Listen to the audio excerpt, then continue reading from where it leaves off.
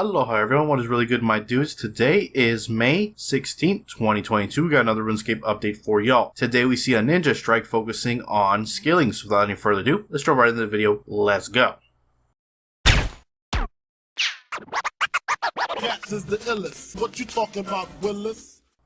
Alright guys, before we jump into that, I just want to mention that Double XP Live begins this Friday, the 20th, and will run for 10 days to the 30th, giving you 48 hours of boosted XP to use as you see fit. You can activate and deactivate whenever you want as well. This time, however, Nick the Trader can actually buy 1 hour of your bonus XP from you in exchange for credits in his shop. So that's a great way if you're somebody who typically does not use the 48 hours to at least get Nick the Trader credits out of it. Having said that, let's look at the ninja strike and see what they've done to skilling. Starting off with some quality of life changes, you can now check your metal bank from any tier or box and from the main bank. However, you may not be able to deposit an item into the metal bank when opening it via the ore box. You can now withdraw urns and effigies from the Brooch of Gods, popular hunter areas in Anachronia and the incandescent divination crater now forbid cannons and griefing the player training the skill. Silverhawk boots can now store a larger quantity of feathers before you have to recharge them again. Fletching arrows, darts, bolts now have a chance of giving you strange rocks. The speed of creating armor spikes has been increased, and you can now make abyssal armor spikes in batches of 100 instead of 10. Moving on to dungeoneering, IRONMAN may now form dungeoneering parties together. However, they cannot do so with main accounts, and XP sharing cannot be toggled on. The dungeoneering multiplier, which has been based on difficulty, has been made more fair towards solo or smaller parties.